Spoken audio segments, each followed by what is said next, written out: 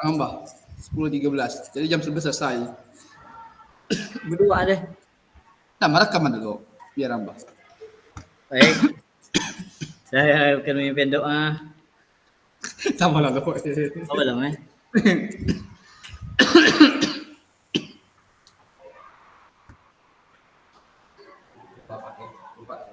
Hah? Oh, siap. Terima kasih ya. Di mana? Di sekolah? Hah? Apa? Di meeting.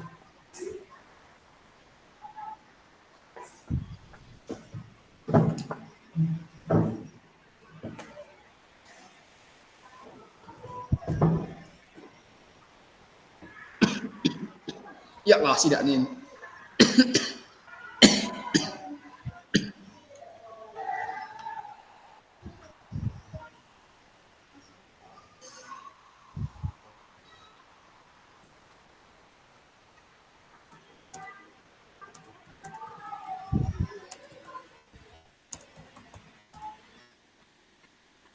Rapid ini kemana, bah? Rapid ini sibuk bujur ya. Gangnam Style. Udah mic maju kan? Din. Yum, doom. Halo. Baik, assalamualaikum warahmatullahi wabarakatuh. Selamat pagi, salam damai sejahtera untuk kita semua. Adil Katalino, Bacuramin Kak Saruga, bahasa ingat Kak Jubata. Selamat pagi kakak-kakak hebat. Bagaimana kabarnya hari ini? Kak. Baik, sebelum kita memulai kegiatan seperti biasa, kita doa dulu ya pada Kak Fahrudin. Saya harapkan untuk memimpin doa kepada Kak Fahrudin, saya persilakan. Baik, terima kasih Kak Fasil. Kakak, marilah kita berdoa menurut agama dan keyakinan kita masing-masing. Berdoa mulai.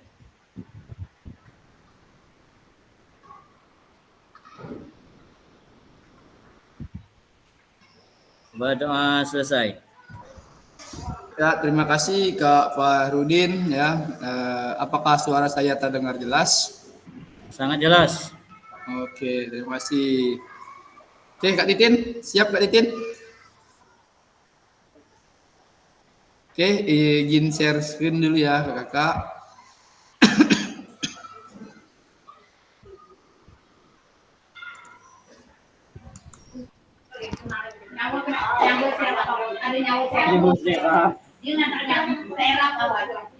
Oke, baik Kakak. Apakah sudah nampak presentasi saya atau kecilan?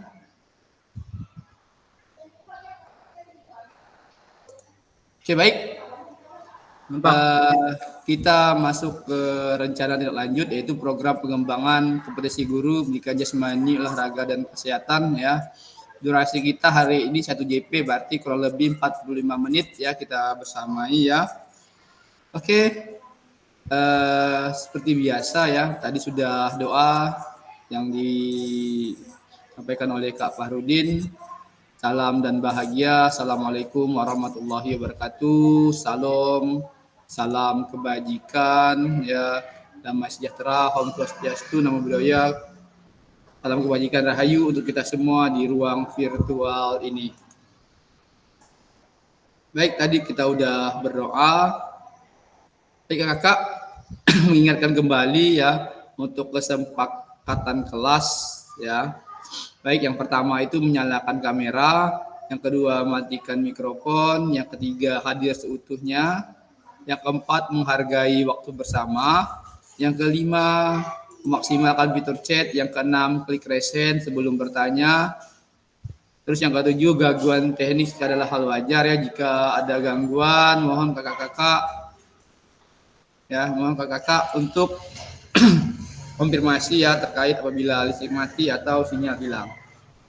Baik kakak, kira-kira ada yang ingin ditambahkan untuk kesepakatan kelas atau sudah cukup untuk kegiatan kesepakatan kelas kita hari ini? Kalau sudah cukup, mohon reaksinya ya. Semuanya. Oke, Oke, terima kasih Kak Fahrudin, terima kasih Kak Wawan, ya terima kasih Kak Titin yang sudah memberikan reaksi. Baik, agenda kita sesi ini ya, yang pertama itu pendahuluan ya. Pendahuluan kita mengecek kesiapan belajar. Yang kedua penyampaian tujuan, yang ketiga pemilihan belajar. Selanjutnya refleksi awal ya. Yang ketiga penyampaian RTL atau pengantar tugas, di mana situ ada tugas RTL, ada penilaian dan lini masa. Yang keempat itu dialog ya, diskusi dan tanya jawab RTL selama 7 menit. Yang terakhir penutup itu 3 menit. Jadi kakak, agenda kita hari ini cukup 45 menit ya, di mana pendahuluan itu 5 menit, refleksi awal 10 menit, penyampaian RTL 20 menit ya, dialog dan diskusi 7 menit dan penutup 3 menit. Oke kakak, pendahuluan ya, di mana pendahuluan ini kita akan di mana kita refleksi awal ya, refleksi awal sampai di mana kita untuk persiapan belajar, apakah sudah masuk level 1, level 2, level 3, 4, 5, 6, 7, 8, 9, 10. Kira-kira kakak persiapan belajar ini masuk ke level berapa kakak? Apakah 1, 2 atau 3, 4, 5, 7, 8, 9, 10? Silakan kakak gunakan fitur chat ya untuk persiapan kakak dalam belajar pada sesi hari ini. Oke, silakan kakak gunakan fitur chat ya. Level berapa kakak untuk persiapan belajar pada sesi hari ini? Silakan gunakan fitur chat. Level 10, level 8. Kak Tias boleh berbagi Kak Tias, level 8 itu persiapan kakak seperti apa? Baik, terima kasih Kak Fasil. Persiapan saya dalam tes. Kedengaran enggak suara saya ya? Siap, terdengar jelas kakak. Ya, saya kasih dulu. Oke. Jadi kesiapan saya untuk belajar di modul ini, saya kasih level 8 karena sebenarnya mau 10 Kak. Mau 10 kayak seperti Kak Fahrudin. Cuman 2-nya hilang karena mood saya mungkin hari ini agak hilang sedikit. Kebanyakan belajar Kak. Nah jadi untuk di modul ini saya kasih 8 sajalah. Oke, terima kasih Kak Tias. Ya, Kak Fahrudin, boleh berbagi Kak Fahrudin 10-nya? Bebas, siap terus Sam. Siap. Silakan berbagi Kak Fahrudin. Terima kasih Kak Fasil. Nah, Sama-sama. kenapa 10? Mana ya, saya siap menerima apa yang Kak Fasil sampaikan pada hari ini berkaitan dengan tindak lanjut yang akan kita lakukan. Karena ya, masuk pun saya pertama kali. Biasanya saya dulu dengan Kak Fasil belum ada. Jadi saya dah siap. Kalau saya siap, insya Allah kawan-kawan saya lebih siap lagi. Oke. Memang saya 10, tapi mereka karena tidak ada 11, 12, 13, 14 di situ, jadi mereka tidak mau menuliskannya. Tias itu 8, tapi 18 sebenarnya Kak. Oh, mantap. Luar biasa. Saya nih, saya nih Kak Fasil, Kak Fasil kasih 8 tuh. Saya lupa bawa laptop. Saya tidak tahu Kak Fasil bahwa hari itu jam 10 saya lupa. Jadi baru tahu tuh pada saat di sekolah, ya. Jadi saya pakai HP. Siap, Kak. Siap. Oke, siap. Siap Kak, itu saja Kak. Jadi saya sudah siap menerima apapun hasilnya. Terima kasih. Terima kasih Kak Fahrudin ya. Terima kasih Kak Tias. Kak Wawan. 7 Kak Wawan. 7 he. Kalau jadi bah, tak jauh dari 7,5. Kalau ada 7,5 dia nanti. Ini bang ngolok nih namanya. Karena belum siap semua bang. Kak, karena masih ngejar materi. babnya belum sampai untuk apa target nggak Pak? Boy apa masih level 7. Oke, kita kasih aplaus ya untuk Kak Tias, Kak Wawan, ya Kak Rudin. Kak Rapid boleh berbagi Kak Rapid? Berbagi apa? Berbagi apa? Level kesiapan belajar Kakak hari ini. Bagi nasi Kalau kuning apa boleh? dilihat Bagi dari nasi level kuning. kesiapan saya, mungkin di angka 5 kali ya. Mengapa milih 5 Kak? Karena dalam 2-3 hari ini saya ketinggalan kelasnya. Tugas pun belum saya upload, video udah saya ambil belum saya upload kan. Nah, jadi masih banyak kekurangan saya. Cuman persiapan saya yang di angka 10 tuh hanya doa ya. Nah, doa. Oke, Ya. siap. Ya Kak Terima kasih. Farudin. Tidak apa-apa Kak Rapid. Nanti kalau Kakak ketinggalan informasi silakan buka YouTube ya. Di situ sudah ada rekaman ya. Rekaman pertemuan dari 1 sampai hari ini yang ke-14. Siap Kak. Oke, siap. Untuk linknya sudah saya sematkan di grup Kak ya. Jadi tinggal pelajari ya apa-apa tugas yang akan dikerjakan. Terima kasih Kak Rapid ya yang sudah membantu memaparkan. Selanjutnya saya lihat Kak Titin. Kak Titin bisa berbicara Kak Titin? Siapan level belajarnya atau kalau tidak gunakan fitur chat Kak Titin. Barangkali bisa berpartisipasi ya. Oke. Kak Titin nampaknya nggak bisa berbicara ya. Lagi ada kegiatan juga di sekolahnya. Kak Titin sedang jadi MC Kak. Oh, pantas ya ya. Gak apa-apa ya. Yang penting kita bisa berjalan ya. Baik. Tujuan pembelajaran kita pada hari ini yaitu yang pertama yaitu peserta dapat memahami rencana tindak lanjut ya. Perencanaan berbasis proyek melalui komunitas belajar dengan baik dan benar. Oke. Jadi tujuan ini akan kita capai setelah kita memahami isi dari presentasi kita pada hari ini. Oke, baik. Yang kedua, kita masuk ke refleksi awal. Refleksi awal kakak-kakak ya, di mana kakak-kakak akan berefleksi ya. Kita melihat kembali ya mengenai pembelajaran berbasis proyek. Oke. Bagaimana menurut kakak ya jika pembelajaran berbasis proyek kita lakukan secara kolaborasi bersama dengan sejawat pada komunitas belajar di sekolah? Kira-kira ada yang ingin berbagi kakak? Oke, Kak Tias. Silakan Kak Tias. Baik, terima kasih Kak Pasil atas kesempatannya. Jadi pertanyaannya bagaimana menurut Bapak Ibu jika pembelajaran berbasis proyek kita lakukan secara berkolaborasi bersama dengan rekan sejawat pada komunitas belajar di sekolah? Menurut saya sangat bagus. Ini sangat diharapkan Kak Pasil. Karena dengan melakukan pembelajaran berbasis proyek secara kolaboratif, maka yang pertama kita bisa meningkatkan kualitas pembelajaran kita sendiri. Karena jika berkolaborasi, maka berbagai ide dapat kita gabungkan sehingga menghasilkan pembelajaran yang lebih kaya dan lebih mendalam. Yang kedua, beban kerja. Nah, berbagi beban kerja terhadap teman sejawat itu, tugas kan bakalan dibagi secara merata. Terus kita juga bisa meningkatkan kemampuan komunikasi kita, juga melatih siswa untuk berkomunikasi secara efektif. Nah, yang terakhir menurut saya juga bisa memperkuat komunitas belajar, Kak.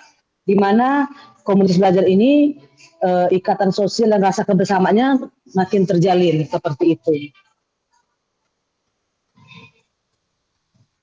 Oke, terima kasih Kak Tias ya. Nanti kita lanjutkan ke Pak Farudin dulu ya. Kak Farudin, silakan Kak Farudin.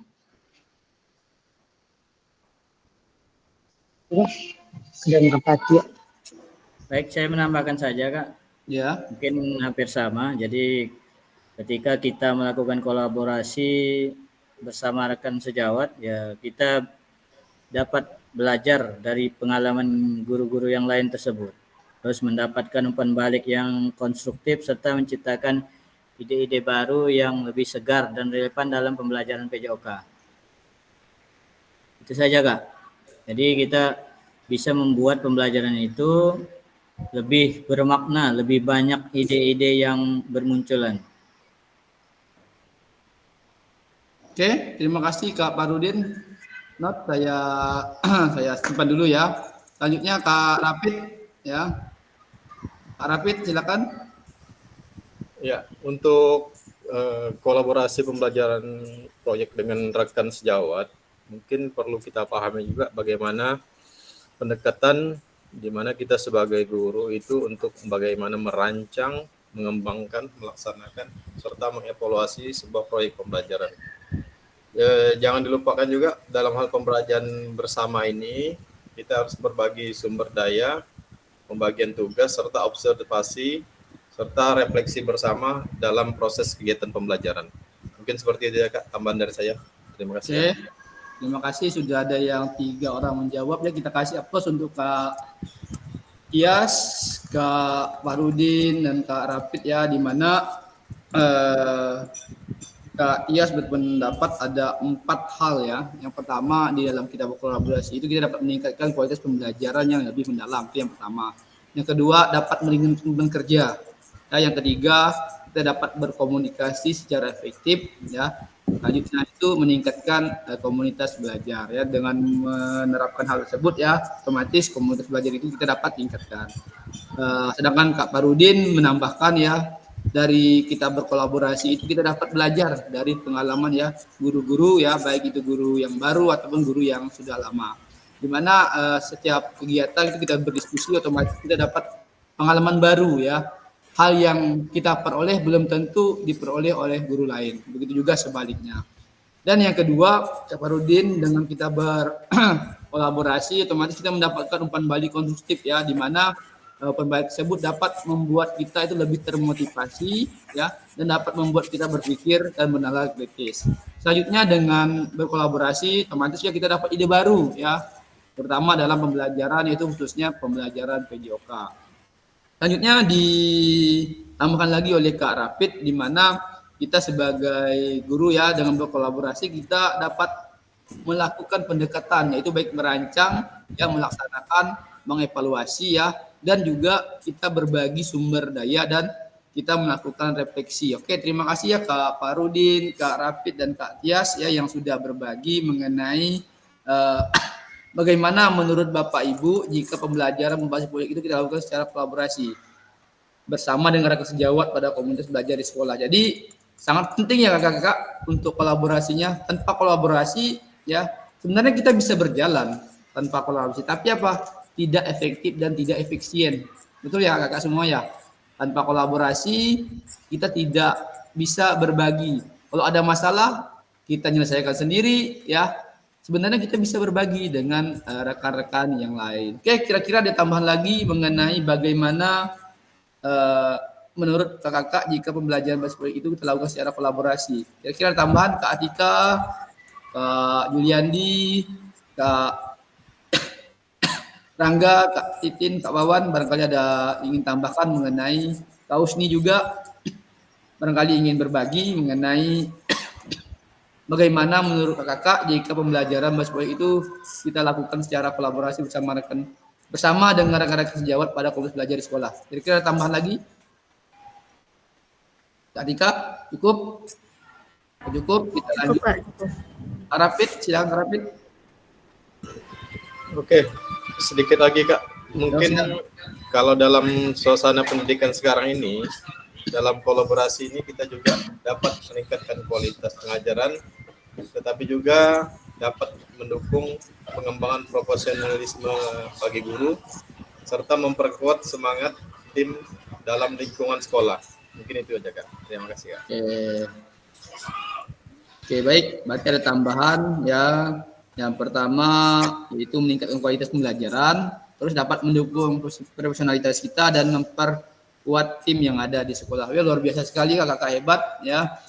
Sudah 3 teman-teman kita yaitu Kak Parudin, Kak Rafi, dan Kak Tias yang sudah berbagi mengenai bagaimana sih jika pembelajaran bahasa itu dilakukan secara berkolaborasi. Oke, terima kasih kakak-kakak. Lanjut kita ke refleksi yang kedua ya. Bagaimana pelibatan komunitas atau rekan sejawat untuk meningkatkan kualitas pembelajaran? Apakah pemahaman saya terhadap kualitas belajar sudah berdampak pada pembelajaran peserta didik? Ya kakak, barangkali ada yang ingin berbagi mengenai pelibatan komunitas ya. Kira-kira ada yang ingin berbagi kakak?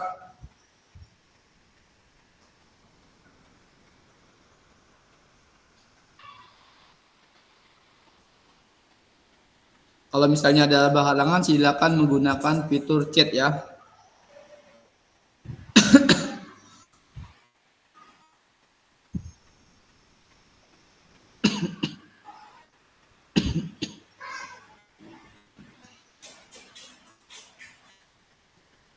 Ya, kakak, barangkali ada yang berbagi.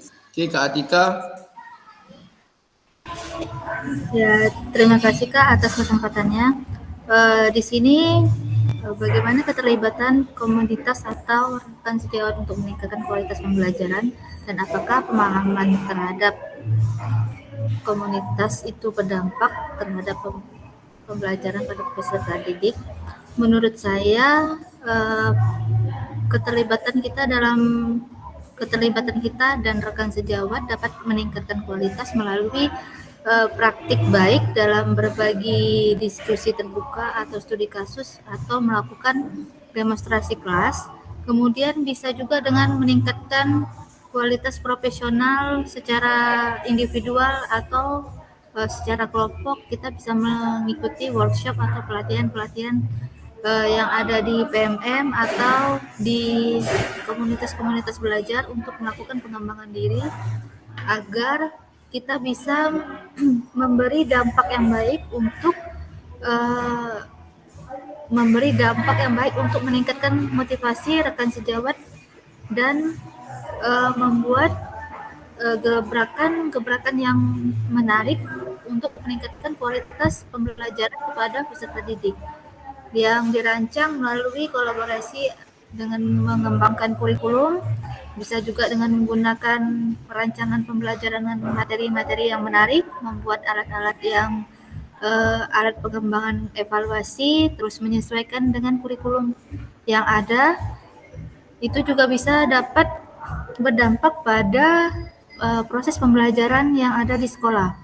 Kemudian pemahaman terhadap proses belajar ini bisa didapat dari setelah kita mengikuti kegiatan-kegiatan tersebut, kita tuangkan, kita curahkan kepada teman sejawat agar bisa berdampak kepada proses pembelajaran dan meningkatkan kualitas dari hasil belajar dari peserta didik tersebut.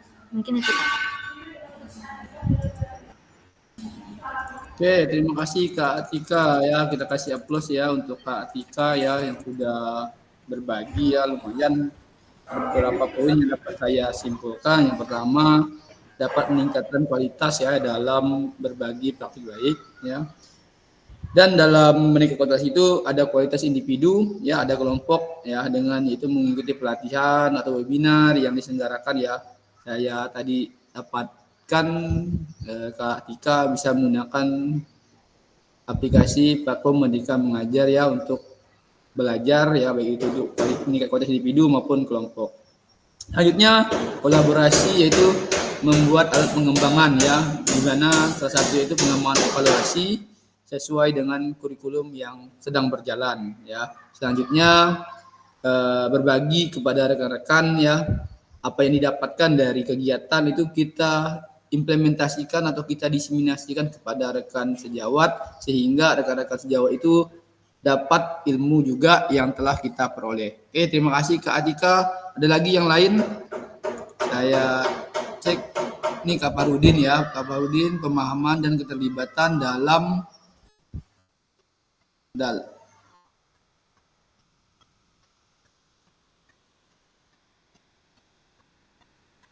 Bentar ya.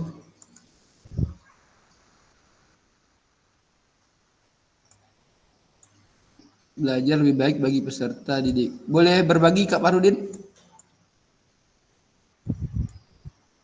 Kak Parudin? Boleh Baik, berbagi? terima kasih Kak. Ya. Nah, mungkin hampir sama juga. Hanya menambahkan sedikit saja.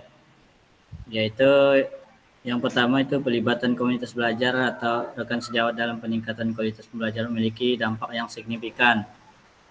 Yaitu beberapa kontribusi yang bisa diberikan yaitu diskusi dan berbagi praktik baik, kolaborasi dalam perencanaan dan evaluasi, kemudian pengembangan materi dan sumber belajar, pendampingan dan mentoring.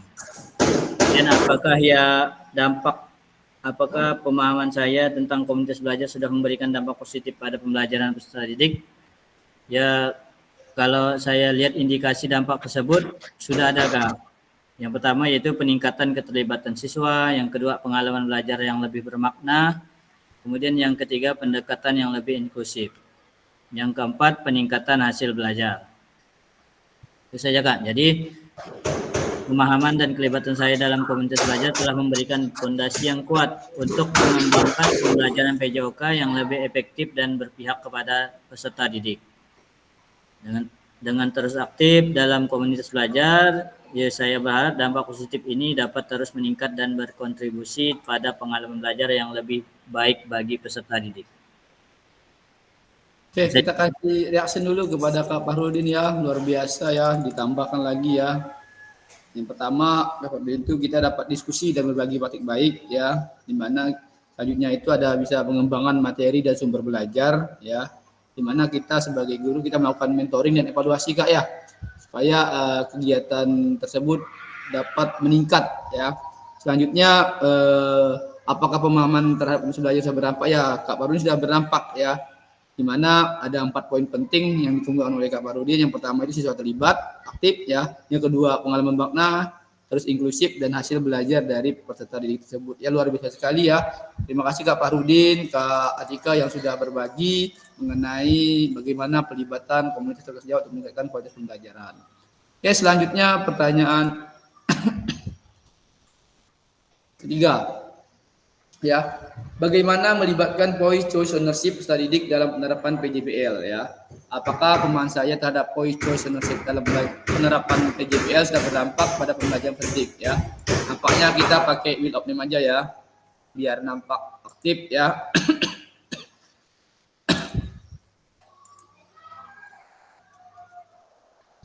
Angga, Parudin, Atika, Yes.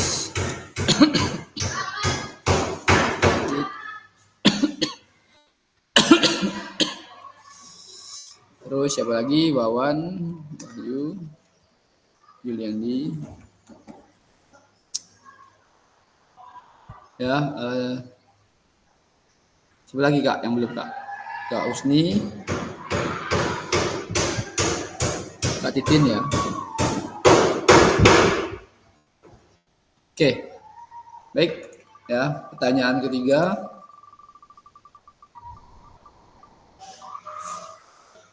Oke. Kak Juliandi. Silakan Kak Juliandi.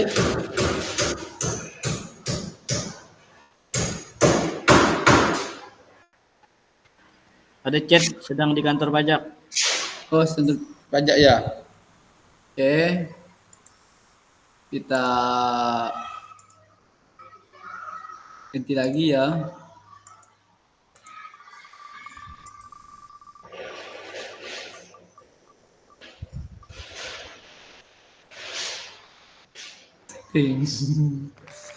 Kak Atika, ya dapat lagi jatah Kak Atika.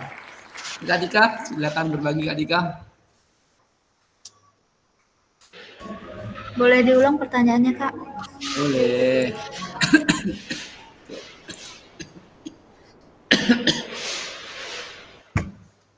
Bagaimana melibatkan voice choice ownership peserta didik dalam penerapan PJBL?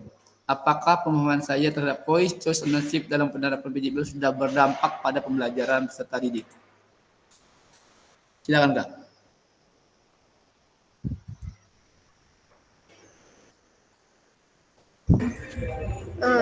Mau nanya dulu nih, voice choice ownership maksudnya gimana Kak? Suara, pilihan, dan keterlibatan murid. Seperti yang kemarin Kak. Voice itu suara, choice itu pilihan, ownership itu kepemimpinan. Oke. Oke. Bagaimana melibatkan voice choice ownership terhadap peserta didik dalam penerapan PJBL? Menurut saya dalam penerapan untuk suara yaitu dengan apa kemarin tuh, tunggu loh Kak, bisa di skip dulu nih, saya mau cari bahannya dulu Kak. Oke, siap. Nanti Kira-kira saya ada yang namakan. siap untuk pertanyaan ini? Dan kakak, saya lihat sih Kak Farudin udah siap nampaknya nih. Atau Kak Dias, ada yang siap?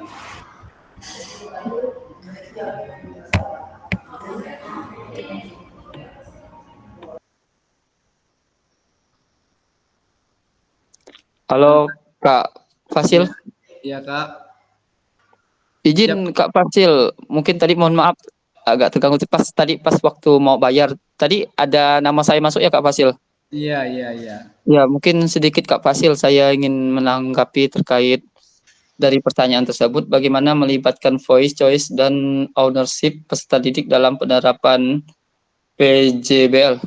Jadi di sini untuk voice nih, jadi intinya tuh dalam cara kita menerapkan di sini, bagaimana siswa kita diberi kebebasan untuk memilih metode atau pendekatan yang mereka anggap paling efektif untuk mencapai tujuan mereka.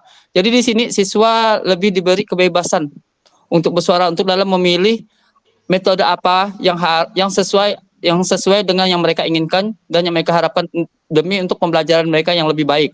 Itu terkait suara. Dan terkait yang kedua yaitu choice, yaitu pilihan. Dari di sini, contohnya di sini dalam proyek yang melibatkan penelitian, siswa bisa memilih fokus topik yang ingin diteliti. Misalnya dalam proyek ilmiah, siswa bisa memilih eksperimen atau masalah sains yang ingin mereka pecahkan. Sedangkan ini sedangkan dengan ownership itu, kalau tidak salah itu kepemilikan, itu lebih merujuk rasa tanggung jawab siswa tersebut. Jadi di sini siswa tersebut terhadap proses dan hasil pembelajaran mereka. Jadi mereka bertanggung jawab terhadap proses dan hasil belajarnya. Karena di sini mereka terlibat secara langsung dalam perencanaan, pelaksanaan, dan evaluasi proyek. Itu saja Kak Fasil yang bisa saya jawab Kak Fasil. Terima kasih. Oke, sama-sama kita kasih aplaus ya. Nampaknya udah hatam Kak Julian ini masalah voice, choice, ownership ya. Oke, nanti kita bahas ya. Terima kasih. Kak Rapid, barangkali ingin berbagi? Ya. Ini mengenai voice, choice, dan ownership. Mungkin sedikit saja sharing dari saya. Untuk dari suara siswa sendiri atau voice, itu memerlukan penerapan kemandirian dan inovasi yang harus dipahami oleh peserta didik itu sendiri. Kemudian juga harus mengembangkan soft skill, ya. Kemudian dari choice atau pilihan, ini kita harus dapat memotivasi dan memberikan kepuasan bagi peserta didik dengan cara memberikan pilihan kepada peserta didik untuk meningkatkan motivasi serta kepuasan pembelajaran. Kemudian yang terakhir, ownership atau kepemilikan, ini siswa itu harus memiliki rasa kepercayaan diri. Rasa kepercayaan dirinya harus diterapkan juga dalam peningkatan hasil belajarnya, ya. Dengan demikian, voice, choice, dan ownership ini memberikan siswa pengalaman belajar yang lebih personal serta bermakna. Mungkin itu saja Kak dari saya Kak. Oke, terima kasih Kak Juliandi ya, Kak Rapid ya, di mana Kak Juliandi bagaimana untuk voice itu, bagaimana menerapkan siswa itu diberikan kebebasan kebebasan untuk memilih. Ya, kita sebagai guru itu harus diingat sebagai fasilitator. Ya, kita hanya membimbing anak untuk menjadi lebih baik. Selanjutnya choice-nya itu memilih ya, peserta didik itu memilih terhadap fokus apa yang kegiatan RTL yang akan dipilih ya. Jadi mereka kita arahkan ya, kita bimbing sehingga mereka peserta didik itu fokus pada pilihan yang mereka pilih. Selanjutnya kepemilikan ya, di mana peserta didik itu mempunyai rasa tanggung jawab ya terhadap proyek yang akan mereka kerjakan. Selanjutnya dari Kak Rapid ya, di mana voice itu suara itu di mana bahwa peserta didik itu memerlukan kemandirian untuk mengembangkan soft skill ya yang ada pada diri mereka. Selanjutnya untuk choice, pilihan itu memotivasi dan memberikan kepuasan buat peserta didik, di mana mereka memberikan pilihan ya, kita sebagai guru itu memotivasi ya dan memberikan pelayanan yang baik kepada peserta didik. Selanjutnya untuk ownership ya, di mana kita memiliki rasa kepercayaan diri terhadap peserta didik. Oke, Kakak, terima kasih Kak Juliandi, Kak Rapi yang sudah berbagi.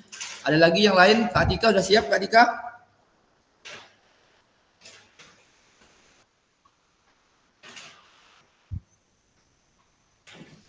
Pemahamannya. Oh iya, iya Kak.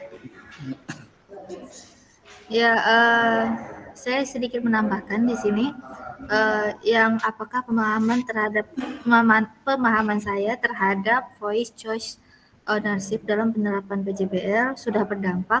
Menurut saya ini sudah berdampak pada peserta didik dengan cara mereka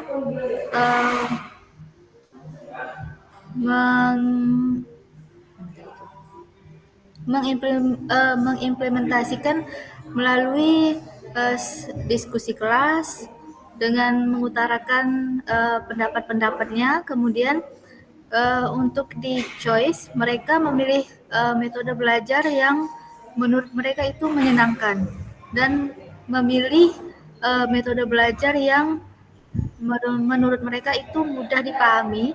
Kemudian di ownership-nya mereka memiliki tanggung jawab dalam menyelesaikan pemecahan masalah melalui pembelajaran mandiri, portofolio, dan evaluasi berbasis proyek. Mungkin itu Kak yang dapat saya sampaikan. Oke, luar biasa sekali ya Kak Atika ya. Nanti ingat di dalam voice choice ownership itu kita harus menerapkan kepada tadi. Oke, baik Kak Wahyu. Silakan Kak Wahyu. Oke, terima kasih Kak. Mungkin saya mau menjelaskan sedikit tentang voice choice sama ownership. Kemungkinan kawan-kawan masih ada beberapa yang belum paham. Ya betul. Saya mau menjelaskan sedikit lah. Yaitu voice. Kita mulai dari voice dulu. Voice atau suara. Voice atau suara merujuk pada kemampuan seseorang untuk mengeksperimen pendapat, ide, perasaan mereka dalam lingkungan pendidikan. Memberikan voice kepada siswa berarti memberikan mereka kesempatan untuk berbicara dan berkontribusi terhadap proses pembelajaran. Ini dapat melibatkan seperti diskusi kelas di mana siswa diajak berbagi pendapat mereka. Kemudian kesempatan untuk memberikan umpan balik tentang metode pengajaran. Selanjutnya, partisipasi dalam pembuatan keputusan terkait kebijakan sekolah. Kemudian choice atau pilihan, mengacu pada kebebasan individu untuk memilih bagaimana mereka belajar atau bekerja, seperti memilih topik, proyek yang ingin mereka pelajari lebih dalam. Terus ownership atau kepemilikan, yaitu berfokus pada sejauh mana individu merasa memiliki tanggung jawab dan kendali atas pembelajaran atau pekerjaan mereka. Contohnya seperti mendorong siswa untuk menetapkan dan mengevaluasi tujuan pribadi mereka, kemudian menciptakan lingkungan di mana siswa bertanggung jawab atas hasil kerja mereka. Mungkin hanya itu aja Kak, tambahan dari saya. Sekian, terima kasih. Assalamualaikum warahmatullahi wabarakatuh. Waalaikumsalam Warahmatullahi wabarakatuh. Oke, luar biasa sekali ya Kak Wahyu ya, penguatannya ya. Nampaknya udah hatam nih masalah voice choice ownership nih. Ya Kak Wahyu ya, nanti boleh berbagi Kak Wahyu. Sedikit Kak. di modul ya udah dibahas. Silakan kakak-kakak kembali review ya mengenai modul ya voice choice ownership. Oke, terima kasih Kak Wahyu, Kak Yuliandi ya, Kak Atika yang sudah berbagi. Kita lanjut ke materi selanjutnya ya. Ini kakak ya, tujuan kita yaitu paradigma perubahan diri dalam kelas dalam PJOK ya. Di sini kakak, di sini kita keterampilan pedagogik guru PJOK ini yang berpusat pada peserta didik. Selanjutnya keterampilan menggerakkan rekan sejawat, yaitu di sini ada pembelajaran yang berkelanjutan. Oke, kita masuk ke penyampaian RTL ya. Ini mohon kakak barangkali nanti bisa di screenshot ya untuk tugasnya. Jadi biar tidak ada yang bingung ya. Baik, kita masuk di pengantar tugas ya. Salah satu kompetensi seorang guru PJOK di era mereka belajar adalah mampu merancang, melaksanakan dan mengevaluasi program atau kegiatan di sekolah agar memiliki dampak positif bagi peserta didik, baik dalam jangka menengah maupun jangka panjang dalam PKG PJOK. Program atau kegiatan yang dimaksud adalah program kegiatan kurikuler. Untuk selanjutnya, Bapak Ibu diminta untuk menyusun sebuah rencana tindak lanjut agar Bapak Ibu mampu memfasilitasi pembelajaran PJOK yang berpusat pada peserta didik dengan melibatkan komunitas belajar di dalam sekolah. Jadi kakak membuat program atau kegiatan kurikuler ya, dan untuk menyusun sebuah rencana tindak lanjut ya. Oke.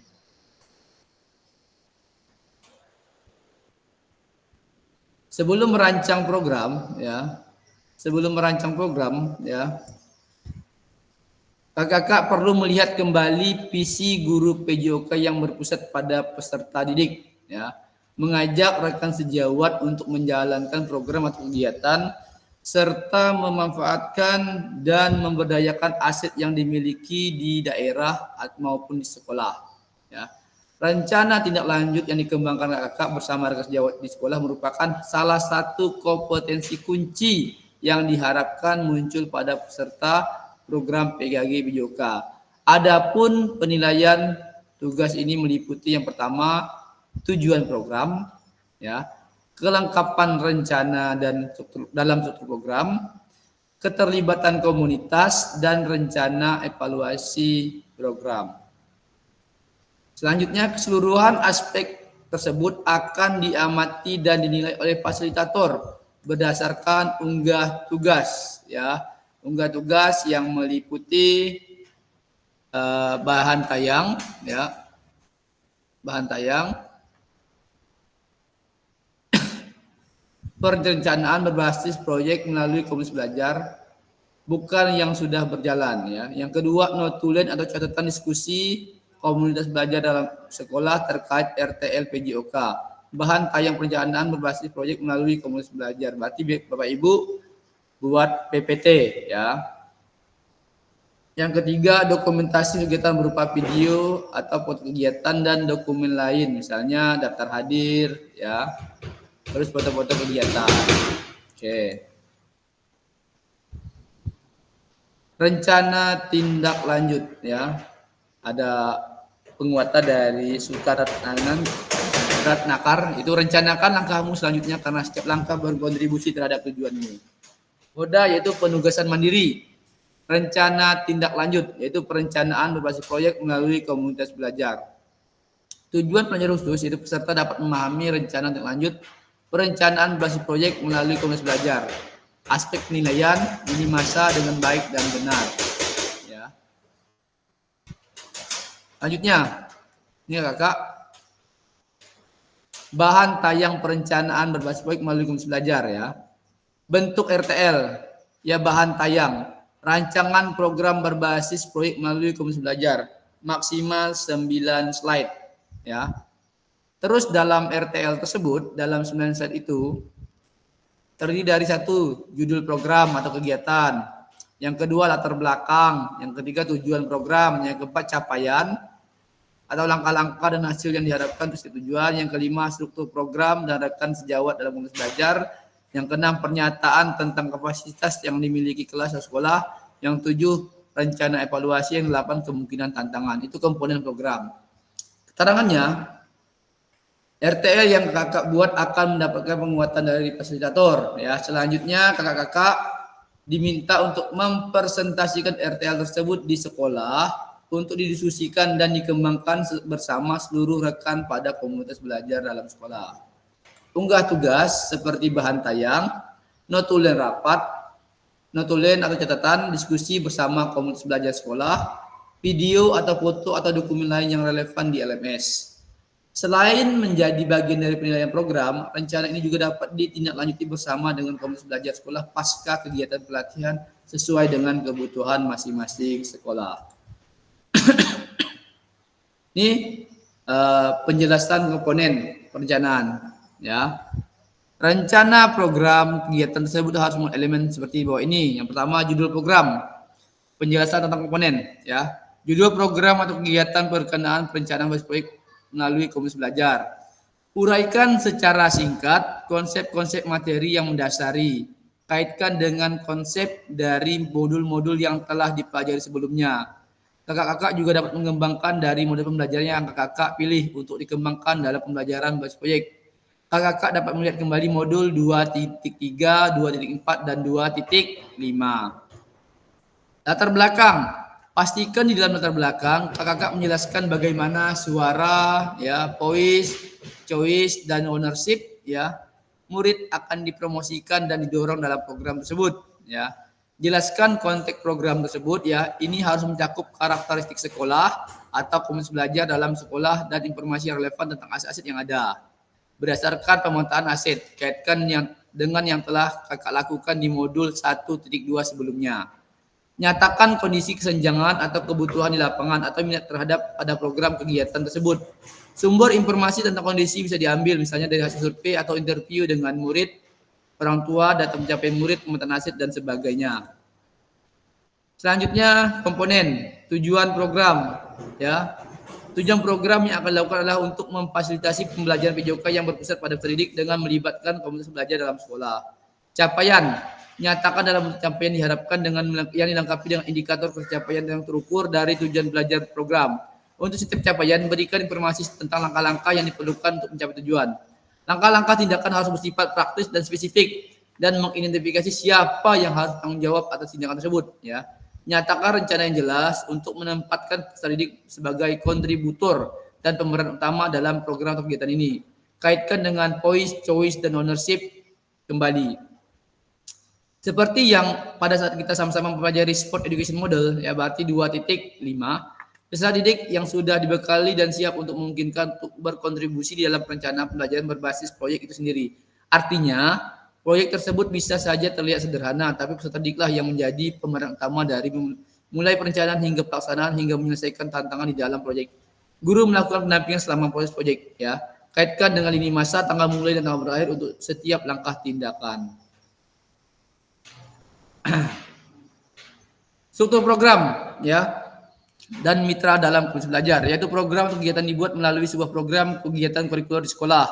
Jelaskan skala program atau kegiatan yang merinci ukuran dan detail target populasi kelas atau usia. Kelasnya usianya berapa? Jelaskan pengaturan program kegiatan. Ini harus mencakup ruang dan waktu pelaksanaan program dan kapan program atau kegiatan ini akan dilakukan. Identifikasi dan jelaskan peran anggota komunitas belajar dalam sekolah yang berkolaborasi dalam program atau kegiatan ini. Gunakan informasi pemetaan aset di modul 1.2. Ya, contoh struktur dan rekan sejawat dalam KBS. Contoh, nama proyek Yuk Bergerak, Yuk Gerak. Joni, guru mapel PJOK, berdiskusi bersama mengembangkan materi dan aktivitas usaha bagaimana gerak dilakukan, bagaimana dari bagian dari modul pendidikan gerak. Selanjutnya penugasan serta penyiapan rubrik penilaian dan sebagainya. Terus Yuni, guru mapel IPA, berdiskusi bersama mengembangkan materi dan aktivitas memanfaatkan ragam gerak dan gaya, termasuk dengan rubrik penilaiannya dan sebagainya. Indrasari, guru mapel bahasa Indonesia, berdiskusi bersama mengembangkan materi dan aktivitas persiapan penugasan presentasi. Peserta didik dapat berupa galeri work, PPT atau video pendek dan penyiapan rubrik penilaian. Pernyataan tentang kapasitas, ya, jelaskan kapasitas sumber daya yang dapat digunakan. Contohnya akan menggunakan sumber daya yang ada, implementasikan dengan asset based thinking yang telah kakak petakan kemarin. Pernyataan tentang kapasitas yang dimiliki sekolah ya, jelaskan kapasitas sumber daya yang dapat digunakan untuk melakukan program atau kegiatan ini. Fokuskan bagaimana kakak akan menggunakan sumber daya yang ada ya. Selanjutnya rencana evaluasi, nyatakan dengan jelas rencana evaluasi yang akan dilakukan dari siapa saja akan mengkonfirmasi murid yang akan mengikuti program, staf, anggota komisi belajar dalam sekolah, dan bagaimana setiap individu ini nantinya dipilih untuk berpartisipasi dalam evaluasi. Jelaskan alat mengukur data yang akan digunakan, misalnya wawancara kah, survei kah, atau refleksi murid dan sebagainya. Jelaskan juga tantangan yang mungkin dihadapi pada saat implementasi. Ya, kakak dapat menggunakan pemahaman keterampilan yang sudah didapat dari modul 3.1, menggerakkan komisi belajar untuk mengembangkan bagaimana proses pengambilan keputusan yang dibuat saat mencoba mencari solusi dan tantangan tersebut. Ya. Aspek penilaian rencana lanjut ya, ada tujuan program, ya, bagaimana mengarahkan pewujudan pembelajaran PJOK yang berpusat pada didik, mendukung penumbuhan suara, pilihan dan kepemilikan, terus dilengkapi dengan indikator, ya. Selanjutnya kelengkapan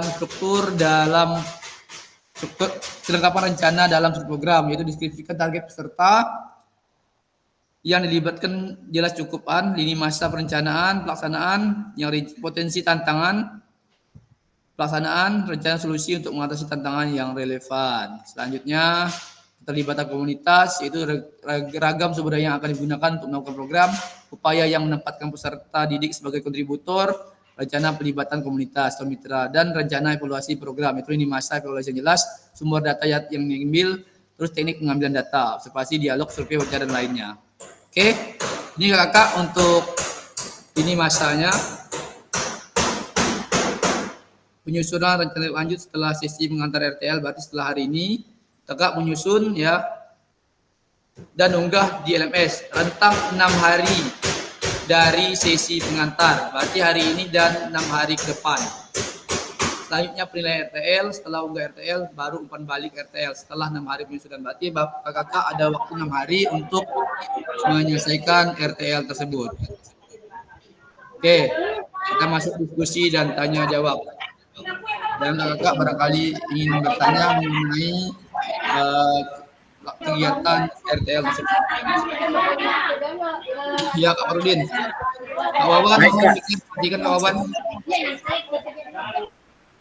Saya cuma satu saja Kak. Ya Kak. Terkait rekan sejawat. Nah, di kita sekolah ini kan di SD itu kan tidak ada guru IPA, guru bahasa. Ya. Nah, kita adanya cuma guru mapelnya PJOK, agama, muluk, sama guru kelas. Siap. Berarti sesuaikan saja ya Kak? Ya betul, terima kasih Kak Parudin ya. Jadi kakak bisa berkolaborasi dengan misalnya ada guru bidang studinya agama, ada. Libatkan di agama itu berarti contohkan dalam pelibatan kegiatan saya pendahuluan, kan doa libatkan guru agama. Terus misalnya mapel IPA nggak ada, kita gunakan guru kelas ya, karena di SD itu kan yang ada itu guru kelas. Sekarang juga mapel kita kan udah ada IPAS ya. Jadi libatkan dari misalnya kakak tetapkan di kelas 5, berarti libatkan guru kelas 5. Begitu. Baik, terima kasih Kak. Itu saja Kak. Oke. Yang lainnya sudah cukup jelas. Oke. Sip, ada lagi yang lain Kakak? Waktunya 6 hari ya Kakak. Oke, Kak Usni Anwar, silakan. Dan untuk laporannya nanti aplikasi itu tadi ada video atau gambar, apakah video atau dokumentasi foto aja bisa video gitu Kak ya? Jadi memilih gitu Kak ya? Iya. Oke, baik. Di sini ya untuk RTL itu kalau saya lihat di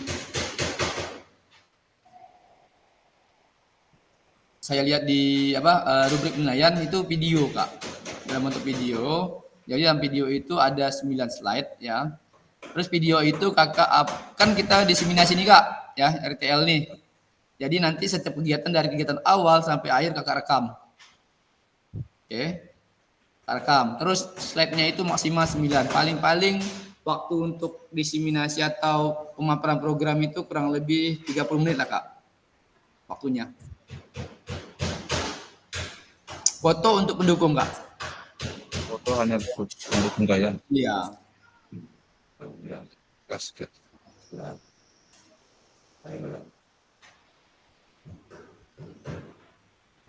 Oke, sip. Kalau kurang jelas nanti silakan kita komunikasi di grup. Siap, Kak. Oke, ada lagi yang lain kakak? Gak jelas semua? Kalau jelas mohon reaksinya. Aman, Pak. Pak, cukup Pak. Oke, baik. Berarti udah aman. Waktunya 6 hari ya kakak? 6 hari Siap. dan hari ini. Oke, nanti akan saya informasikan lagi masalah deadline-nya kapan. Kalau lebih dari 6 hari gimana, Kak? Rencana mau kemana kak? Berarti usahakan kalau bisa 6 hari. sebelum itu buat link Google dulu lah kak. Antisipasi biar nggak terhitung telat. Siap, Kak. Nanti saya koordinasikan dengan Ya. Kak Fazil, Kak. Setidaknya kan minimal sudah ada PPT-nya dulu kak untuk slide-nya.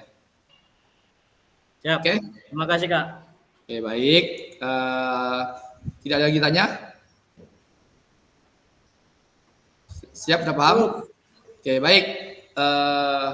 Berarti kalau tidak ada tanya, otomatis kita selesai ya kakak. Seperti biasa. Sebelum mengakhiri kita doa dulu. Saya minta kepada Kak Wahyu untuk memimpin doa. Kepada Kak Wahyu, waktu dan tempat saya persilakan.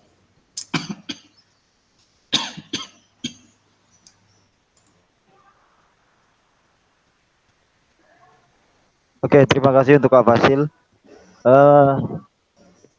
Untuk mengakhiri pertemuan kita pada siang hari ini, agar ilmu yang kita dapat hari ini bermanfaat untuk kita semua dan untuk kedepannya. Untuk mengakhiri, marilah kita berdoa menurut agama dan kepercayaan kita masing-masing. Berdoa dimulai.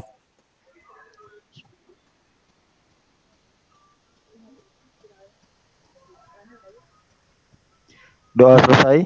Saya kembalikan lagi ke Kak Fasil, silakan. Oke, terima kasih Kak Wahyu yang sudah memimpin doa. Baik, sebelum sesi berakhir kita dokumentasi lagi ya. Siapkan pose terbaik ya. Kak Parudin bisa bantu screenshot Kak Parudin?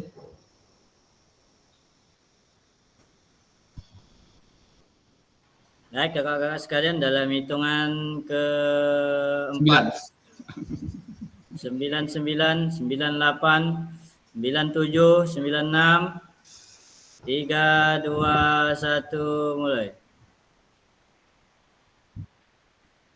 Kebanyakan 9-nya ke bawah bang. Sekali lagi.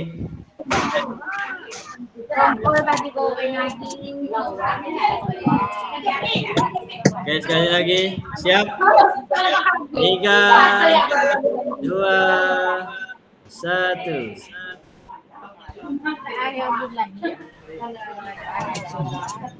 Tangan Husni, Ulang. Ulang. Tangan sabuk kode. Ulang, ayo. Mau pindah ke Tayap dulu ya, Be. Ulang. Mau pindah ke Tayap. 3, Kak Fasil. Tangan. 3, 2, 1. Husni, tangan betul-betul Husni. 3, 2. Belum. Tangan nggak ada keluar, Bang. Oke, 3, 2, 1.